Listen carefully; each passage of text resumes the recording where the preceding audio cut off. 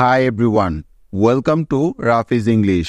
সহজভাবে ইংরেজি শেখার আরও একটি নতুন ক্লাসে আপনাদের সবাইকে সাদর আমন্ত্রণ। আজকে আমরা ইংরেজি ভাওয়েলসগুলোর শর্ট সাউন্ড হওয়ার শেষ তিনটি রুলস বা নিয়ম শিখব। গত ক্লাসগুলোতে আমরা ভাওয়েলসের শর্ট সাউন্ড হওয়ার আরও তিনটি রুলস শিখেছিলাম, তাই আজকে আমরা বাকি রুলসগুলো শিখে নিব।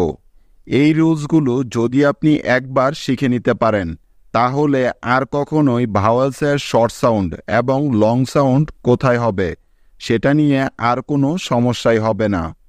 আমি আপনাকে গ্যারান্টি দিয়ে বলতে পারি, ইউটিউবে আপনি এমন আর একটি ভিডিও খুঁজে পাবেন না যেখানে এভাবে প্রত্যেকটি শর্ট সাউন্ডের রুলস ক্লিয়ারভাবে দেওয়া আছে।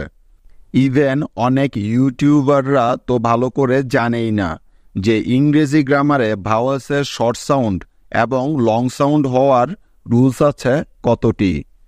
সুতরাং আপনি যদি এই ভিডিওটি মনোযোগ দিয়ে শেষ অবধি দেখেন, তাহলে আপনার ইংরেজি শেখার সবচাইতে বড় সমস্যাটার সমাধান হয়ে যাবে। কারণ ভাওয়েল সাউন্ডই হলো ইংরেজি ভাষা শেখার জন্য সবচাইতে জটিল এবং গুরুত্বপূর্ণ বিষয়। তাহলে চলুন মূল ক্লাসটি শুরু করা যাক। সো গাইজ, ভাওয়েলের শর্ট সাউন্ড হওয়ার 4 নাম্বার রুলটি হলো ডিজিই এর আগের ভাওয়েলটি সবসময় শর্ট সাউন্ড হবে। অর্থাৎ যদি কোনো শব্দে ডিজিই এই 3টি লেটার একসাথে থাকে এবং তাদের আগে যে কোনো একটি ভাওয়েল থাকে, তাহলে ওই ভাওয়েলটির সবসময় শর্ট সাউন্ড হয়, সেটা শব্দের যেখানেই থাকুক না কেন। এই নিয়মের কিছু উদাহরণ দেখলেই এই রুলটি আপনারা আরও ভালো করে বুঝতে পারবেন।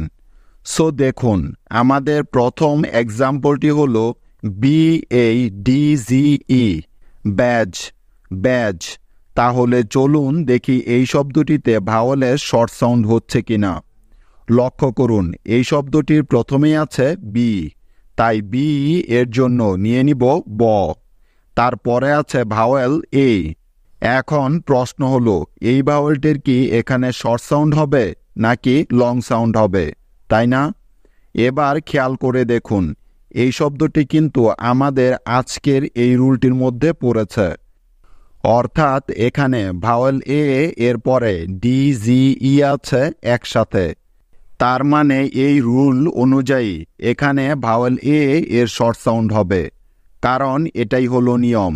সেজন্য ভাওয়েল এ এর পরিবর্তে এখানে নিতে হবে এ সাউন্ড, যার কারচিহ্ন হলো জফলা এবং আকার।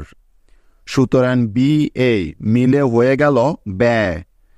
এখন বাকি আছে ডিজিই, এই 3টি বর্ণ। এই জায়গাটি একটু ভালো করে মনে রাখবেন। ডিজিই এই 3টি বর্ণ যেখানেই পাবেন একসাথে, সেখানেই তার উচ্চারণ হবে জ এর মতো। এই কথাটা খুব ভালো করে মুখস্থ করে ফেলুন যে ডিজিই তে সবসময় জ হয়। তাহলে BADGE মিলে হয়ে গেল ব্যাজ, ব্যাজ। অর্থাৎ বিতে ব, এতে এ এবং ডিজিই তে হয়ে গেল জ, ব্যাস। এভাবেই BADGE সবগুলো মিলে হয়ে যাবে ব্যাজ, ব্যাজ। ব্যাজ মানে হলো প্রতীক বা নিদর্শন। সো গাইজ, আশা করি আপনারা এই নিয়মটি খুব ভালো করে বুঝতে পেরেছেন। তাহলে চলুন পরের উদাহরণটি দেখে নেওয়া যাক। নেক্সট উদাহরণটি হলো JUDGE, জাজ। তো দেখুন, এই শব্দটির প্রথমে আছে জেই, তাই জে এর জন্য নিতে হবে জ। তারপরে আছে ভাওয়েল ইউ। এখন এই ভাওয়েলটির শর্ট সাউন্ড হবে নাকি লং সাউন্ড হবে সেটা নির্ভর করছে তার পরের বর্ণগুলোর উপর, তাই না? কারণ আমরা যে রুলটা আজকে শিখেছি সেখানে বলা হয়েছে যদি কোনো ভাওয়েলের পরে ডিজিই থাকে, তাহলে ওই ভাওয়েলটির সাউন্ড সবসময় শর্ট হবে। লক্ষ্য করে দেখুন, এখানে ভাওয়েল ইউ এর পরে কিন্তু ডিজিই আছে একসাথে। অর্থাৎ এই রুলটি কিন্তু এখানে অ্যাপ্লাই করতে হবে, যেহেতু শব্দটি এই নিয়মে পড়েছে। সেজন্য ভাওয়েল ইউ এর পরিবর্তে এখানে নিতে হচ্ছে আকার, কারণ আমরা জানি যে ইউ এর শর্ট সাউন্ড হলো আকার। সুতরাং যে ইউ মিলে হয়ে গেল যা, তারপরে আছে ডিজিই, যার জন্য অবশ্যই সবসময় নিতে হবে জ, সেটা আমরা একটু আগে শিখেছি।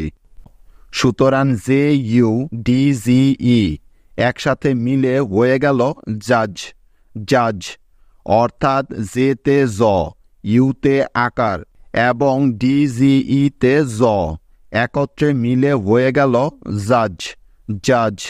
জাজ মানে হলো বিচারক বা বিচারপতি। আশা করি আপনারা এই নিয়মটি বুঝতে পেরেছেন। মুভিং অন, নেক্সট উদাহরণটি হলো BRIDGE, bridge, bridge. So guys, ভালো করে লক্ষ্য করুন, এই শব্দটির প্রথমে আছে বি এবং তারপরে আছে আর, অর্থাৎ দুটি কনসোনেন্ট একসাথে আছে। মনে রাখবেন, কোনো শব্দের শুরুতেই যদি দুটি কনসোনেন্ট পাশাপাশি থাকে তাহলে ওই কনসোনেন্ট দুটি সবসময় যুক্তবর্ণ হয়ে যায়। সুতরাং বি আর কনসোনেন্ট দুটি মিলে হয়ে যাবে বয়রফলা ব্র, অর্থাৎ রটা বয়ের সাথে যুক্ত হয়ে রফলা হয়ে গেছে। এবার দেখো, তারপরে আছে ভাওয়েল আই। এখন তোমরা কেউ বলতে পারবে যে এখানে আই ভাওয়েলটির শর্ট সাউন্ড হবে নাকি লং সাউন্ড হবে? হ্যাঁ, একদম ঠিক, এখানে ভাওয়েল আই এর শর্ট সাউন্ড ইকার হবে। কারণ কি? কারণ লক্ষ্য করে দেখো যে এখানে ভাওয়েল আই এর পরে ডিজিই আছে একসাথে, তাই। কেননা এই নিয়মটি আমরা এতক্ষণ যাবৎ শিখেছি, ঠিক তো? সেজন্য আই এর পরিবর্তে এখানে নিয়ে নিলাম ইকার। সুতরাং BRI মিলে হয়ে গেল ব্রি, তারপরে বাকি আছে ডিজিই, যার জন্য চোখ বন্ধ করে এখানে নিতে হবে জ। এটা আমরা সবাই জানি, তাই না?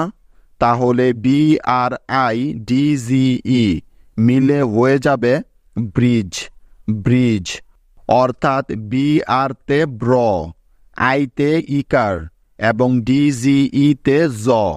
ব্যাস, এভাবেই BRIDGE মিলে হয়ে গেল ব্রিজ, ব্রিজ। ব্রিজ অর্থ হলো সেতু বা সাঁকো। সো গাইজ, আশা করি তোমরা সবাই ভাওয়েলের শর্ট সাউন্ড হওয়ার এই নিয়মটি খুব ভালো করেই বুঝতে পেরেছ। নিয়মটা হলো ডিজিই এর আগে যে ভাওয়েলটা থাকবে তার সবসময় শর্ট সাউন্ড হবে এবং ডিজিই মিলে সবসময় জ সাউন্ড দিবে।